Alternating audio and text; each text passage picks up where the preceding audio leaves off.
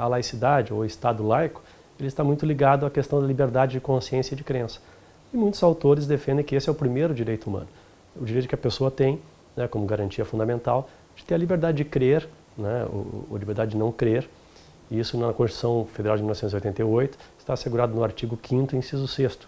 O Estado, ele não afirma a existência de Deus, ele não impõe a religião, tampouco afirma a inexistência de Deus, né?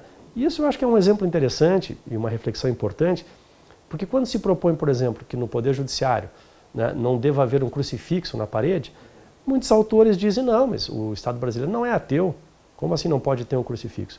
E de fato não é ateu. Mas retirar o crucifixo não remete ao ateísmo.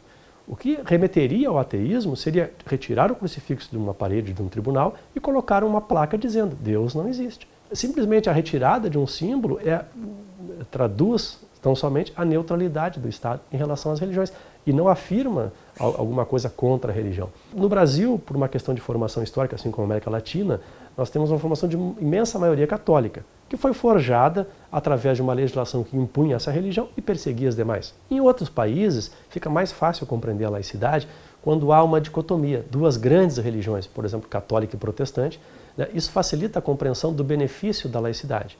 Aqui, como de modo geral, ao longo do último século, foi a Igreja Católica que foi perdendo seus privilégios, muita gente sustenta que a laicidade é contra a religião, esquecendo que religião não significa catolicismo. No Brasil tem milhares de religiões. Então, o que é importante se pensar quando se vai verificar se uma atitude, uma postura, uma conduta é antirreligiosa, é verificar se atinge todas as religiões ou não, atinge uma determinada que na verdade não está sendo atingida, está sendo retirados ou reduzidos os seus privilégios. Também o artigo 19 da Constituição Federal é importante porque ele estabelece a separação entre o Estado e a Igreja. Então, o Estado brasileiro não pode fazer alianças com qualquer igreja. Por exemplo, na questão dos gastos públicos, na questão de o Estado se vincular, né, se não física, mas simbolicamente com alguma doutrina religiosa, e, evidentemente, em detrimento de outras. Isso poderia trabalhar alguns exemplos um pouco mais pontuais, que são, por exemplo, crianças na escola pública. Quando uma determinada escola adota uma religiosidade, aquela criança que não comunga dessa mesma doutrina religiosa pode se sentir discriminada. Podemos até falar em bullying religioso. Um exemplo bem comum, o filho de um pai de santo numa escola que tem uma maioria evangélica, né?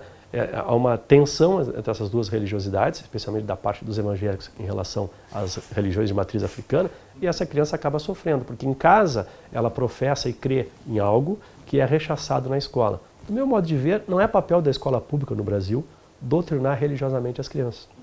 Então, essa questão deveria ficar fora da escola, reservada para o âmbito familiar e das próprias igrejas. Voltando à questão inicial, o direito fundamental à liberdade de consciência e de crença. Esse é o primeiro direito num país que se pretenda democrático.